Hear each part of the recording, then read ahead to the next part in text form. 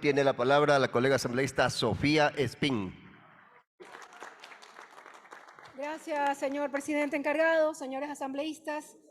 Estamos en un momento trascendente y crucial para la historia del Ecuador.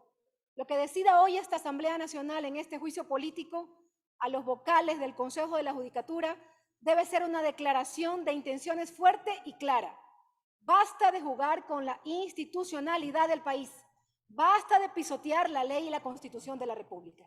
Eso tiene que quedar sentado el día de hoy. Y quiero empezar rechazando el reiterado argumento de que debemos archivar el juicio político porque los anteriores consejos de la Judicatura fueron peores. Más de la mitad del tiempo que tuvieron ayer los vocales del Consejo de la Judicatura actual fueron usados en vez de para demostrar sus pruebas de descargo para hablar mal de otros consejos de la Judicatura que ya dejaron sus funciones hace más de 4 años. Pero además, mintiéndole a esta Asamblea Nacional. Y quiero empezar con la primera mentira, señores asambleístas y pueblo ecuatoriano. Ayer nos dijeron que la Procuraduría General del Estado había avalado de la designación de jueces temporales de la Corte Nacional de Justicia. Hemos buscado en los archivos y tenemos aquí un boletín de prensa de la Procuraduría General del Estado, donde deja muy en claro que dice: la Procuraduría General del Estado aclara a la opinión pública que no se ha pronunciado sobre la designación de jueces temporales de la Corte Nacional de Justicia. Vinieron a este pleno de la Asamblea Nacional con mentiras. Segunda mentira, que en aquella época, dicen, de los anteriores consejos de la Judicatura, dicen que se ganaban casi todos los fallos tributarios. Mentira. Lo que sí es cierto es que en esos juicios eran eternos, lo que beneficiaba a los evasores tributarios. Las estadísticas no mienten, demuestran que en un 50% se ganaban esos juicios tributarios y en un 50% se perdían. Esa es la verdad. No es que en ese gobierno se ganaban todos los juicios tributarios. Eso es mentira. Por favor, no les pueden responsabilizar a quienes salieron hace más de 4 años del Consejo de la Judicatura sobre las actuales ineficiencias institucionales. Las pruebas de cargo, que aquí han sido largamente explicadas, son absolutamente muy claras. Los funcionarios juzgados han incurrido en al menos 7 transgresiones al marco constitucional que delimitaban sus cargos. Primero, el ilegal e inconstitucional proceso de evaluación de jueces de la Corte Nacional de Justicia.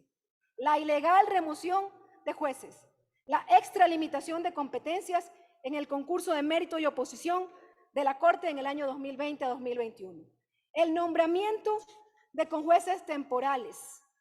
Y por último, no tienen forma de justificar la falta de nombramientos de fiscales definitivos. Y por fuera de la ley han nombrado fiscales provinciales encargados. Nos han hablado de que les falta financiamiento. No tienen financiamiento para concursos, pero sí tienen financiamiento para la pauta de una campaña publicitaria que han activado todos estos días en radio, televisión y medios alternativos. Campaña que sí no tiene ningún beneficio para el pueblo ecuatoriano. Y estos hechos tienen consecuencias para el pueblo ecuatoriano, como decía el asambleísta que me precedió, tienen consecuencias para el pueblo llano, tienen consecuencias. Han apuntalado la intolerable inseguridad que vive el Ecuador. Por eso, señor secretario y señor presidente, si por favor se puede poner el video que he preparado para esta intervención. Proceda, señor secretario. Señora Presidente, con su autorización procedemos con el video solicitado. A pesar que en su poder se les encontró las armas y municiones que no pudieron justificar, el juez José Torres López, que realizó la audiencia de formulación de cargos, dejó en libertad a los 18 detenidos por la policía la noche del martes. 10 de ellos registran antecedentes penales. Un país en el que jueces le otorgan la libertad al líder de la banda más peligrosa sin haber cumplido su pena. Las sospechas sobre la función judicial sobran. La cifra de jueces y abogados a quienes la Embajada de Estados Unidos les revocó la visa por supuestos actos de corrupción alcanzarían las 100 visas revocadas. La mayoría de ellas de abogados y el restante de jueces. La función judicial es corresponsable de la crisis de seguridad que atraviesa el país. Esta semana cayó alias El Morado, Un sujeto que pese a afrontar una investigación por tentativa de asesinato, se defendía en libertad. En libertad también se defendía alias Joselo, pues la justicia consideró que no habían razones para que esté detenido mientras las diligencias avanzaban. Luis Armando P. fue dado de baja en 2017 tras ser sentenciado por delincuencia organizada. Estuvo 3 años en prisión cumpliendo su pena y salió.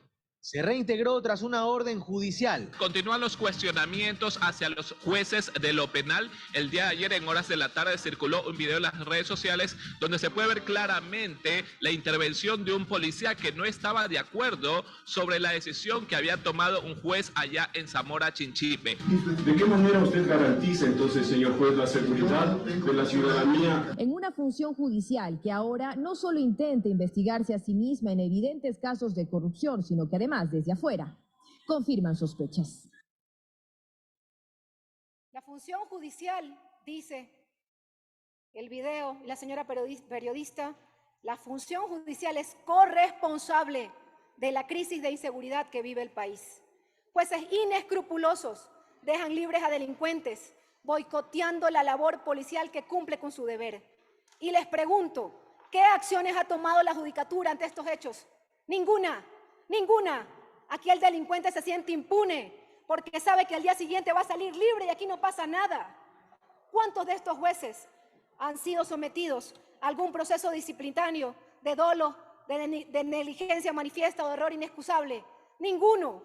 Se necesitan más razones para censurar a los vocales de este Consejo de la Judicatura y su expresidenta. Les pregunto yo a los señores asambleístas, no censurar hoy a estos vocales es perpetuar la impunidad, es darle una palmadita en la espalda a la corrupción y apuñalar a un Ecuador que se desangra por el crimen y la inseguridad todos los días. Pero todavía falta más. El 26 de septiembre del 2021 se produjo uno de los hechos más abominables en el Ecuador. Se produce una de las peores masacres carcelarias en la penitenciaría del Litoral. Centenas de personas murieron allí. Producto de estos hechos, el presidente de la República declaró el estado de excepción por grave conmoción interna y le solicita ese día, en este decreto, al Consejo de la Judicatura que en un plazo no mayor de 10 días informe sobre el uso indiscriminado de la prisión preventiva desde el año 2019 como medida de última instancia, la implementación de juzgados de garantías penitenciarias en el territorio nacional. ¿Saben qué hizo la presidenta del Consejo de la Judicatura y sus vocales? No hicieron nada. No les duele el pueblo ecuatoriano. Ni siquiera le respondieron al presidente, peor esta Asamblea Nacional. Le fallaron a la sociedad ecuatoriana que pedía medidas urgentes ante el hacinamiento carcelario que aún hoy continúa. Le fallaron a las familias de los fallecidos ese día y en las masacres subsecuentes. ¡Qué incompetencia! Les pregunto, colegas asambleístas, a pesar de los contundentes que son las pruebas de cargo, ¿realmente alguien puede querer salvarles de la censura y la destitución?